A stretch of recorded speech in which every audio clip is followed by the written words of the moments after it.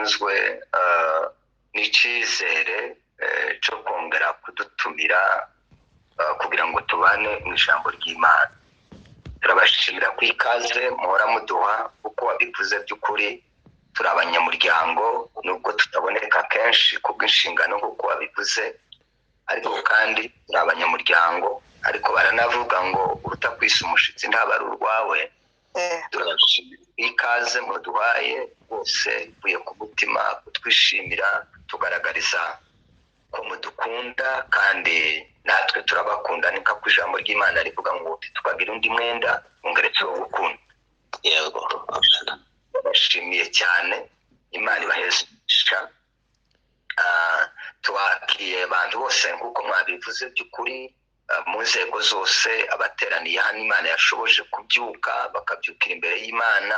Ababyutse ni benshi, abakangutse ni benshi, kandi bakangukiye imirimo itandukanye. Bamwe ko bafashe ingendo, abandi bagiye mu mirimo, abandi uko niko abantu bazamera. Twagiriwe amahirwe twebwe kubyuka tukabyukira imbere y'Imana, kandi nicyo kintu gikomeye gisumba ibindi bintu byose nubwo kitumvikana. Kubyuka tukaza kuvugana n'Imana tutaravugana n'abantu, tutarabona abantu, tutarumva izindi nkuru, tukaza kumva inkuru y'iby'Imana n'iby'agaciro.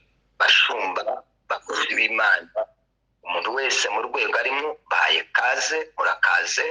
Imana ibaheze umugisha, kandi by'ukuri turabubaha. Gucecekera imbere yacu n'imbere y'Imana ngo tuvuge namwe mutegere ikintu cy'agaciro. Hanyuma ngira ngo dufitanye iminsi myinshi, niko novuga iminsi myinshi cyane, kandi turashimira abayobozi batwemereye nyine kugira ngo tuvuge iyo minsi 3, abandi batuje. Ni ikintu kidasanzwe. Rero ndagerageza tuzaganira gahoro gahoro, kubera ko iyo minsi ari myinshi. Ngira ngo ibyo twifuza kuganira Umwami Yesu yaduhaye, yashize ku mutima. Imana ibafashe kumva Umwuka Wera, umwigisha mukuru Imana yaduhaye, aze gufasha buri muntu wese ushobora kumva cyane gusumba uko ngiye kuvuga. Reka ntaravuga isomo, tubanze dusome Abaheburayo igice cya 11 n'umurongo wa 24. Iki cyanditswe ni icyanditswe ngira ngo abantu barakizi cyane. Nanjye Pawulo yaravuze ngo uzazana ubundi butumwa ngo azavuma. Nta bundi busha sinzasoma hirya ya Bibiliya, sinzanasoma ibyo abantu batazi cyangwa batarasoma, ariko no kwibutsanya. Turasura twibutsanye uyu munsi ibyo tuzi, wenda nibura kamwe gashobora kuza mu mutima wawe kazagufasha.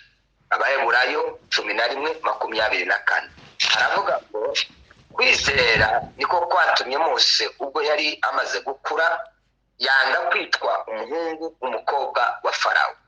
25 ahubwo agahitamo kurengananywa n'ubwoko bw'Imana. Mwumvire ijambo, agahitamo, amahitamo yo kurenganywa n'ubwoko bw'Imana, abirutisha kumara umwanya yishimira ibinezaneza by'ibyaha. 26 kuko na turi buze uyu murongo ni uri w'isomo ryacu tuziga, kuko yatekereje yuko gutukwa bamuhora Kristo ari ubutunzi buruta ubwo Abanyegiputa babitse bwose, kuko yatumbiraga ingororano azagororerwa. amen. Naha rero nta kibazo kiri, kuko yatekereje yuko gutukwa bamuhora Kristo kwemera gutukwa ngo bamuhora Kristo. Nje ni mu kwibaza uburyo abantu bari mu kuva mu mirimo ngo bamuvuze, ngo bamubwiye nabi, ngo ndetse ngo yumvise bavuga ngo na pasiteri abirimo. Uyu we yahisemo gutukwa, yabihisemo we, ariko abihitamo ngo kubera ingororano yari kwabona. Iyi minsi 3 tuzoganira hejuru y'iri jambo rivuga ngo gutumbira ingororano. Amen. Nicyo tuzaganira. Umuririmbyi waririmbye yaririmbye ikintu gikomeye, nahise mwumva. Yaririmbye Igiswahili ariko yavuze amagambo 3. Irya gatatu ryahise ringenda, yavuze ngo watavikwa taji na mavazi. Sinamenya kandi ka gatatu gakurikira aho ngaho. yaba ari hafi ngira ngo wenda yumva kurumva icyo gitero cyavuze ngo tutavikwa taji na mavazi sinza kandi wavuze naririmbye amefika mbele ya Bwana Yesu Kristo mkombozi, watakaribishwa vema na lilo kundi la malaika, watavikwa taji nzuri na mavazi ya wokovu na mapambo ya harusi. Amina. Asante. Imana igumugisha bose. Icyo nari nibagiwe ni mapambo. Isomo ryanjye rijanye ndagira ngo Imana yari yamweretse none ndamubwira ngo aririmbe iyi ndirimbo. Turaganira ibintu by'ingororano, ariko reka nsome ikindi cyanditswe kimwe tubone gukomeza. Urwandiko Pawulo yandikiye Abakorinto ba mbere ibice 9 n'umurongo wa 24. Urwandiko Pawulo yandikiye Abakorinto igice cya mbere umurongo igice cya 9 tafadhali murambabari. Urwandiko Pawulo yandikiye Abakorinto ba mbere ibice 9 umurongo wa 24. Aravuga ngo timuzi yuko mu birori abasiganwa biruka bose, ariko ugororerwa akaba umwe, namwe aba ariko mwiruka kugira ngo mugororerwe. Timuzi yuko mu birori abasiganwa biruka bose, niba ari 30, niba ari 40, niba ari 100, niba ari 200, ariko ugororerwa akaba ari umwe. Uyu umwe tuzaza kureba ese kubera iki agororerwa uyu umwe hirutse abantu 30, 40, kandi nabo bambaye kandi biteguye kandi birutse. Ntibavuze ko batirutse, nabo babirutse, ariko ngo akagororerwa umwe. Haravuga ngo namwe aba ariko mwiruka kugira ngo mugororerwe. Bivuge ngo natwe Pawulo aba yari kuyandikira saba pagani, yari kubabwira abantu bakijijwe bakiriye Yesu ng'umwami n'umukiza, nibo yari kwabwira. Reka rero tugaruke ku ijambo rivuga ngo ingororano, gutumbira ingororano. Ndaza kuvuga Mose, wenda ndavuga amagambo nk'atanu kubera Mose ngo ingororano yabonye. Mose ngo kubera ingororano yabonye, ndababwira ibintu bitanu biri aha ngaha byantangaje. Mose yahebye cyangwa se yakoze kugira ngo agere kuri iriya ngororano yari kwatumbira. Ubundi ijambo gutumbira rirasobanutse. Iyo bavuga ngo umuntu ukaratumbira ni ukureba udahumaguza, ni uguhanga amaso ikintu ukagihanga amaso utareba hirya no hino. Oya, iyo urebye hirya no hino buriya n'ubu utumbira ikintu. Kandi mu yandi magambo ni nko kwitegereza udahumaguza, kugira ngo tugere ku ngororano z'umugambi. Ngiye kuvuga ibyo mu ijuru, ibyo mu isi nabyo hazagira abandi bazabibabwira, n'ubundi nibyo tubamo. Ngiye kuvuga ibyo mu ijuru, kandi nibyo nzanumva umutima wanjye. Iyo ngiye kugera ku bintu byo mu ijuru, nzanumva muri segonda imwe Imana ivuze ngo tugende, nayikomera amashyi. Amen. Nayikomera amashyi. Hari ibintu turirimba gusa, hari ibintu tuvuga gusa, hari ibintu dusenga gusa, ariko bitaba mu mitima yacu. Nicyo kize kimbabaza. Nza ndeba uburyo turirimba ibintu, nkareba n'uburyo tubivuga, nkareba n'uburyo tubiganira, ariko tutaye tubiharanira, tutari mu bantu bahe biruka. Nta muntu uza wiruka aryamye, nta uza wiruka yicaye, nta uza wiruka asinziriye. Ariko urebye abantu kubariruka, ibyo babirukira, kubarirukira ibintu bishira. Abantu babereye maso ibintu bishira. Abantu bari mu kujukira ibintu bishira bidafite igihe.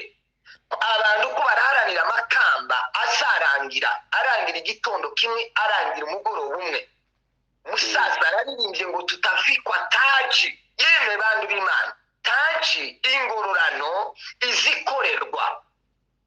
Mwumve neza, ingororano si impano, oya. Hari ubutumwa abantu bakunda kuvuga ngo ni mucakire ingororano zanyu, ngo ni mwakire ingororano zanyu, ngo ni mube maso Imana igiye kubagororera mbibaha ingororano zanyu. Oya, ingororano irakorerwa, utayikoreye tazayihabwa. Yego, ukuri. Kuri kw'ijambo ry'Imana ndaza kugera kuri ibi bintu.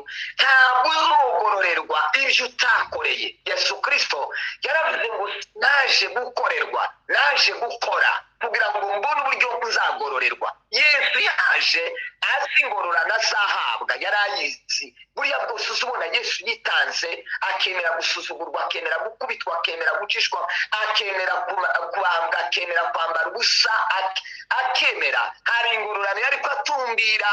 Ntimuze mugira ngo yihanganye gusa. Ijambo rya mbere, ingororano ya mbere kwari ukuducungura, kwari ukubona imitima yacu, kwari kudukura mu mwijima, kwari ukugira ngo twitwa abo twitwa, tugirwa abo twagizwe. Yari ashaka ngo duhabwe icyubahiro, ariko nawe Imana ihabwe icyubahiro. Nawe ari ingororano yari yaharanira kuducungura kandi yarabigezeho. Ariko Yesu Kristo hariho ingororano, ariko Bibiliya iravuga ngo kuko ibyishimo byari bishyizwe imbere, ngo yihanganiye isoni z'umusaraba. Imana ihabwe icyubahiro. Yihanganiye isoni z'umusaraba. Kubera iki? Hirya yari kwabona ingororano. Icyo gituma yihanganye ari cyane. Uzabigarukaho. Nta ngororano witeze niba utawikorera.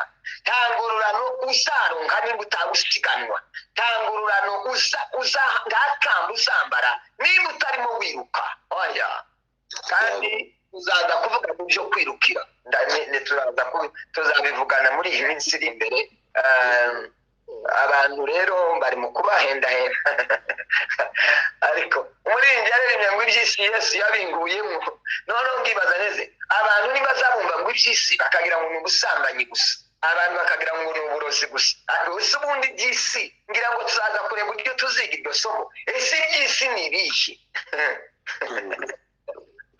Ariko Mariya, Bibiliya ikavuga ngo ntawokorera abami babiri, ntawokeza abami babiri, ntawokorera Imana ngo akorere n'amafaranga. Tugaruke rero, Bibiliya yavuze ngo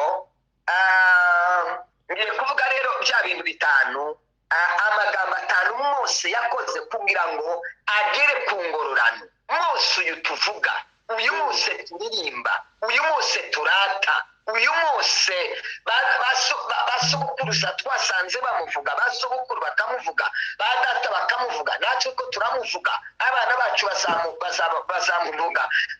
Kubera iki? Yahataniye ingororano, yarwaniye ingororano, agera ku izina. Ubu utekereze, Mose wageze ahantu yabwiye Imana akayibwira ngo ibyo watekereje gukora si byo, bihagarike. Amena. Bihagarike, ndakubwiye ngo uhagarike iyo migambi n'ubwo burakari warakaye, banza wigarure. Wibaza ngo ni umugabo se w'ibitotsi ngatwe? Wibaza ngo ni umugabo waje yarahatanye, yarirutse, ariruka agera ku izina yitwa Mose. Niwe muntu wenyine wabwiye Imana ngo unereke imigambi yawe, unereke imigambi kandi uniyereke. Imana iramubwira ati ntawe ni ukwiyereka ngo abeho. Aramubwira ngo uraniyereka, nimba utarabikoze urabikora noneho. Haleluya. Hariho impamvu yatumye Imana ihabwe, hariho impamvu yatumaga Imana yemerera Mose ijwi yavugaga. Imana yigeze kumubwira ngo ndaguha abamarayika mujane. Mose aravuga ngo ndanze, sinjyana n'abamarayika, ndajyana nawe. Kandi nitutajyana tudukura ahangaha. Amena. Abantu rero bari bahatanira ingororano, barwanira ingororano, biruka. Hari icyo basababwira Imana, Imana ikabihindura, ikabyumva. Amena. Reka ngaruke rero kuri aya magambo. Ijambo rya mbere yakoze, Mose yakoze. Bibiliya yavuze ngo yahisemo kutongera kwitwa umukobwa wa Farawo. Amen. Hallelujah. muzamubona umuntu agizwe n'amahitamo. Ni nacyo kintu Imana yaturemeye gikomeye gisa n'icy'Imana. Ariko ejo bundi nategereje umugabo umwe ngo ni Moses Magembe ni Umutanzania, avuga ijambo rikomeye.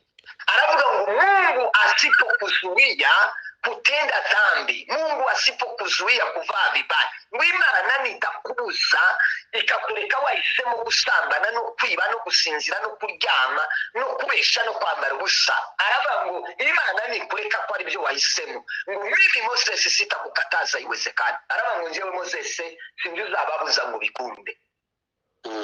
Niba utagiramo amahitamo ngo ugiremo amahitamo wewe yawe, ntugire ngo umushumba azakubuza ngo byumvikane ibyo wamaze guhitamo, ibyo wayikora n'ibyo uzakora ni amahitamo yawe. Amen. aho ugambirira kugera ni amahitamo yawe. ngiye tukaza tubeshera Imana ngo tuyizane mu bintu ngo Imana oya hitamo. Niba udashaka gusoma ijambo ry'Imana turasenga Imana ngo nigushoze babihitemo. Ubundi se ibindi kutabisengeye. hari umuntu muza mwumva asenga muri mwebwe abantu mukora imirimo iyo abo hanze mugakora imirimo cyangwa uzarebe ni bake wenda bazasenga ngo Mana ntushobotse kubahiriza ngo uriya saha ngo kandi ngo uzunkangura uza wikangura wenyine kandi saha uzuyubahiriza wahisemo kudacererwa batazakwirukana ku kazi kuko iby'Imana byo udahitamo. Yego. Mose ngo yahisemo kutitwa kubera ingororano, kubera gucungura abana b'Imana. Ubundi Mose ntiyari umwana w'umukobwa wa Farawo, cyari ikinyoma. Yego. cyari ikinyoma. Yari nyina se. Mwebwe ndimuzamusoma inkuru ko nyina yagiye akamuhisha, yamara kumuhisha umukobwa wa Farawo akamuzana, yamara kumuzana akaza kumureresha kuri nyina, yamara akazamwita ngo ni umwana wiwe. Umwana we yari yaramubyariye he? Ariko ni igitangaza. Niba dushaka ingororano z'Imana z'umugambi bw'Imana, hari ibintu bimwe dukwiriye kwanga tukavamo by'ububeshi bitari ibyacu. Hari ibintu dukoreramo, hari ibintu turimo bitari ibyacu turimo kwiyitirira, hari ibyo turimo kwivangamo, hari ibyo turimo kwinjiramo, hari ibyo twicayemo. Ntibikunda ntituri abakobwa, ntituri abana b'abakobwa ba Farawo, turi abana b'Imana. Ubwo turi abana b'Imana dutegerezwa gutandukana n'abana b'isi. Mose yahisemo ikintu gikomeye. Mutekereze kwitwa umwana w'umukobwa wa Farawo, mutekereze icyubahiro yari afite, mutekereze ubuzima yari arimo, mutekereze abayisikoti yari afite, mubitekereze. ariko yasishije ubwibyo aharanira ingororano ngo yari kwareba ngo akazitegereza. Ibyacu biri kure, ibyacu ntibiri hafi, biri kure. Ingororano zacu ntiziri hano mw'abakirisitu. Haleluya. Amen. Iyo turimo kwishimira ngo Imana yadusubije, ngo Imana yatubwiye neza, ngo Imana yatuzamuye, ngo Imana yatugejeje ku rundi rwego. Uruhe rwego? Urwego rwo kubaka etaje, urwego rwo kubona amamodoka 3, urwego rwo kuzamura mu kazi nushaka guhembwa 10,000. Ubwo ni rwo rwego wayirimbira ugakoma amashyi.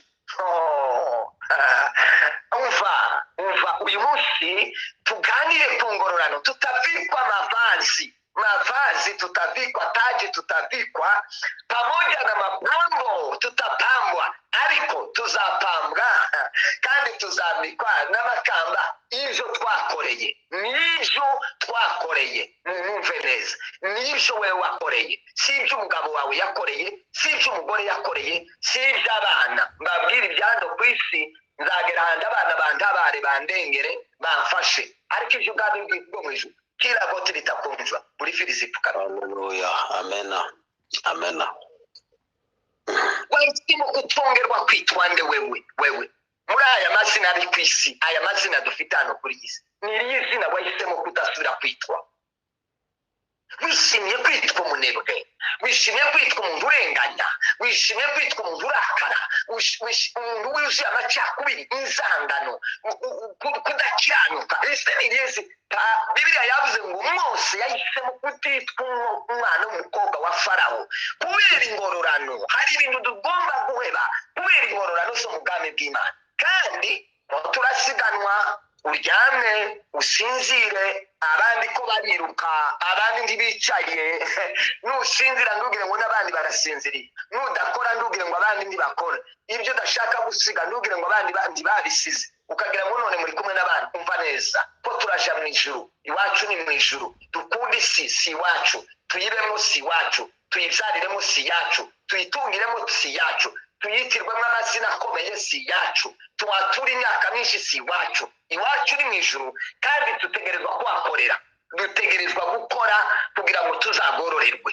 Agakiza twaragahawe k'umuntu, nta kiguzi na kimwe, ntacyo twatanze, n'abariho ntacyo bazatanga, n'abandi bazaza ntacyo bazatanga. Agakiza twaragasezeranye. Ingororano tuzazikorera ko turaziharanira. Bamwe ntibaryamye ntibasinziriye, bamwe basengera mu zuzi no ku misozi, bamwe ntibakiryama mu mazu. We uryama kuva saa 2 ukicura saa 10, n'abandi ntibari ukuse kumuragira ngo abaje mwakuru uyu murongo barangana gute. Yanze kwitwa izina ry'ikinyoma, nico cyatumye ico yagezeho nuko yabanje kwiyamburira izina. Yabanje yiyambura izina. Icya kabiri yakoze, yahisemo kurenganywa n'ubwoko bw'Imana. Yahisemo, haleluya, yahisemo n'amahitamo. Abana b'Imana yavuze hano bwari ubwoko bw'Abisiraheli. Niba urumva ko yari muri perezidanse, yari kwa Farawo, niko yari asaga n'umwana wa Farawo, ariko ngo aravuga ati no, njye sinshobora kuba ahangaha, ndashaka kurenganywa. Nta muntu uzuhitamo kurenganywa mwa bantu b'Imana mwe. Muri iyi si abantu bari mu kuburana ngo barenganurwe.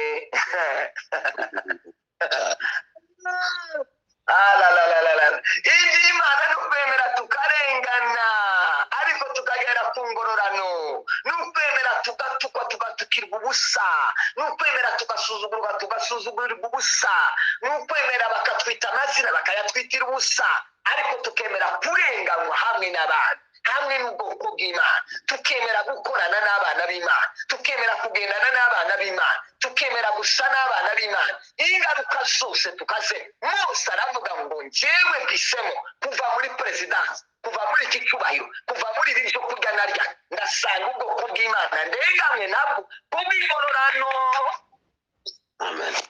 Ingororano zo mu ijuru ntituzaziherwa ubutunzi bwa hano, tuzaziherwa kubera kwemera kurenganirwa n'ubwoko bw'Imana, gutukwa hamwe n'abana b'Imana, gusuzugurwa hamwe n'abana b'Imana, bantu b'Imana. Ngibyo ibintu, ikintu cya mbere n'icya kabiri, kandi ni ibintu bikomeye. Ese twebwe bimeze gute?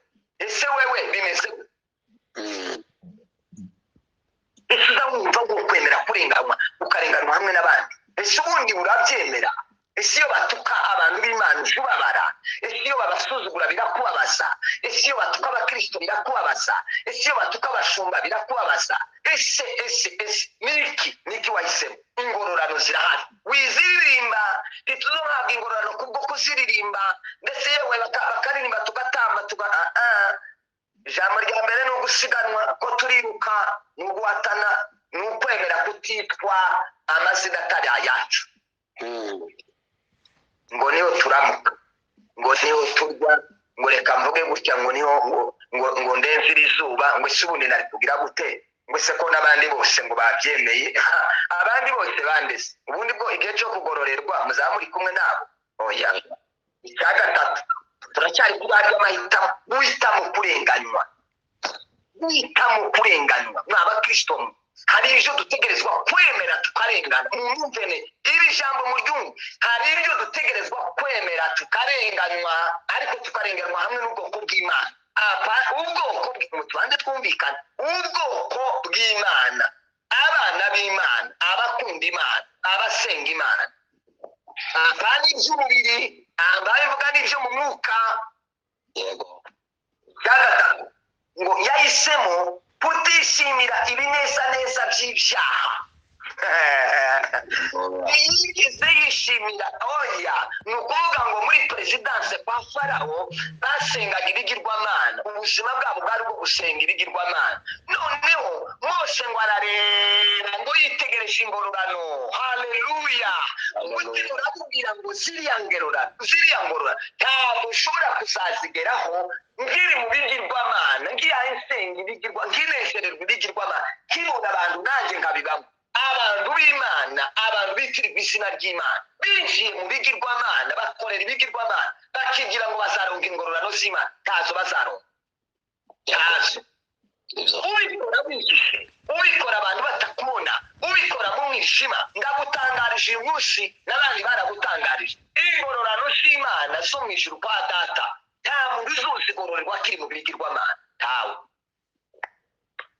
aya birimo kabisa kandi ni amahitamo yacu kubijyamo kuja mu bigirwamana gusenga ibigirwamana kubana n'abasenga ibigirwamana ni amahitamo yawe gutandukana nabo no kubivamo kutanezezwa nabyo ukemera kurenganywa n'ubwoko bw'Imana ni amahitamo yawe ingororano zirahari nanjye muzirahari ingororano z'umuntu zirahari izo yakoreye nta ngororano zibitse mu numve nta ngororano zibitse ngo umuntu nazoza ashika ngo bamubwire ngo akira ndakugororeye oya mbatanyazanye ijambo ingororano zacu zirabitse zibitse ingororano izibitse nizo wakoreye zirabitse nyine izo wakoreye ari izo utakoreye ntazo ziriyo yego ziriyo se nizo waze kujaniye ingororano se n'impano ngo barakubika impano ngo nurangiza ngo uzaze bazigwe reka ingororano ziriyo zidutegereje nizo twakoze nizo tuzahinduka amakamba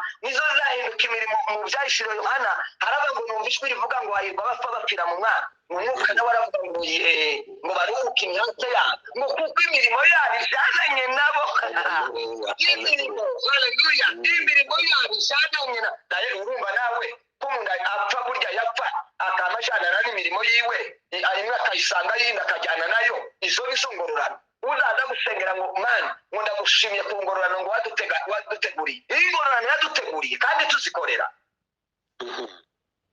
abantu bazaba baryama bagasinzira ngo Imana data ngo ni nyembabazi ngo ni nyarukundo ngo ingororano zacu ngo yaraziteguye nitwe tuzitegura uryama usinzire uzagororerwa gusinzira kandi nta muntu utazongororerwa abicanyi bazagororerwa nzoza kubigeraho abagizi ba nabi abasambanyi abarozi nta muntu utazongororerwa ariko uzagororerwa bijyanye n'ibyo wakoze yego niba ari ibijyanye n'ibyo wakoze abantu iyo baba basenga ngo ingororano zacu zirabitse ninde wazibitse zibitse habitse izo wakoreye nizo zibitse ziragutegereje ngo uzaze kuzambikwa reka rero tureke ibinezaneza by'ibyaha hari ibintu biba bitwara abagore hari ibintu biba bitwara abagabo hari ibintu biba bitwara abakozi b'Imana bashumba mw'abantu b'Imana mwe mu izina rya Yesu Kristo mureke twiyambure ngo ibyaha bitwisingiraho vuba haleluya tuziyambure nta mwuka wera uzoza kubitwambura ni wewe byiyambure niko Bibiliya ivuga reka gusenga Imana ngo Mana unkureho ibi ngibi wabyiyambuye ko ariko Bibiliya ivuga wabyiyambuye si ubinze ngo arinde ubikwambura ninde ariko iki ni igitangaza ingororano data yaduteguriye ingororano izo twari dukorera zirabitse nitwagera mu bwami bw'Imana azazitwambika ariko amahitamo yacu niki twanze niki twavuyemo icyakane ngo yahisemo gutukwa bamuhora Kristo niko kagena rungu yahisemo urugo ko baboga nibo barabantu b'Imana babivuga ku bwira turi mu gutinya gutukwa mu murimo w'Imana akaba ariho dutinya umuntu w'Imana gushimira ngo ibintu bagamvuga aho ari umuyobozi w'urubyiruko ngo reka kurakorera ibihembo mwese muri bahemba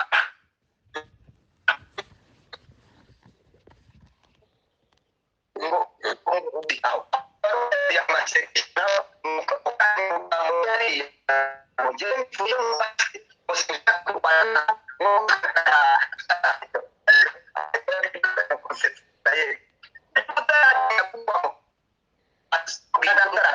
by'Imana tuzahembwa amafaranga ku musho w'ukwezi none se ko na mu ijuru tuzahembwa wabyihanganiye kuba wananiwe guhitamo gutukirwa umurimo w'Imana ariko ukemera gutukwa muri ako kazi mwagiye mushira ibintu mu rugero abantu baza bashaka ngo dushire ibintu mu mwuka ko turiga ni ibintu bisobanutse ni ibintu byumvikana niba ushobora kwemera gutukwa mu kazi ukemera kurenganywa utegereje umushahara emera kandi utuke ku bwa Kristo no kubw'umurimo w'Imana kuko kurarema ingororano uzagororerwa nubyanga mwumve mbabwire niba ubyanze ukava mu by'Imana ntiwitege ingororano y'uwo murimo ntayo uzobona kuko ntayo wakoreye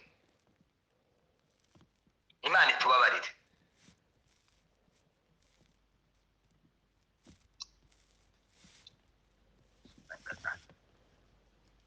Amen. narize ngo none byazimye oya komeza icyagatanu yahisemo kudaha uburemere ubutunzi yarimo bwa Egiputa yemwe bantu b'Imana iki kintu kirakomeye yahisemo kudaha uburemere ubutunzi yari afite muri Egiputa hari ibintu byabiduhumisha amaso hari ibintu byabidutwara umutima Bibiliya iravuga ngo umwami w'iyisi Giswahili kiramo ngo amewapumbazisha macho ngo yabahumishije amaso ngo kugira ngo batabona ngo ubwiza bw'Imana hari ibintu byabiduhumisha amaso bituma tudatekereza Imana Mose ngo yahisemo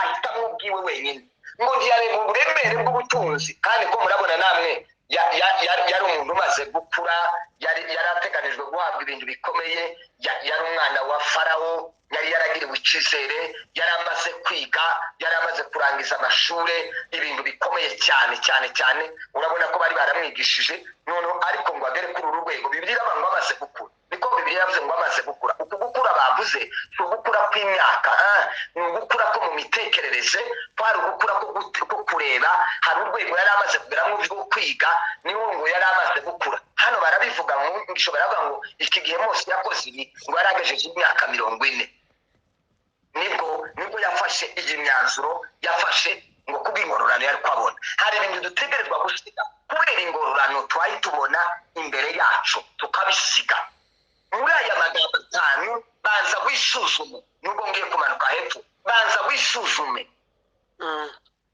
reba umutima wawe ingororano n'isawe niwo wawe utegura abantu b'Imana ngakurya ko umuntu wari wiga iyo umuntu ayiga abateganya ko azarangiza iyo bagiye kumuha amanota bamuha amanota yakoreye ntabwo uzubagwa amanota atakoreye iyo bamuhaye amanota atakoreye niba byaca tubabona n'abafrode n'umuntu waguze birite aragenda bikagenda mwaka wa mbere akagura birite wa kabiri akagura birite wa gatatu akagura birite yarangiza agafata diplome yarangiza gufata diplome yaza gushaka akazi bikanga kubera iki nta connaissance nta bumenyi afite kubera iki yarafrode wa muririnzi warinye ngo wa mugabo nta bwenge ngo yagiye nta rwandiko ngo amare gushikiriya baramaze batese urwandiko ruri he aravuga ati ndarwumvira none waciye ati nuriye inkike ngo mare kurira inkike ndasimbukiraga hano imbere herutse hano taho tuzurira ngo dusimbukire mu ijuru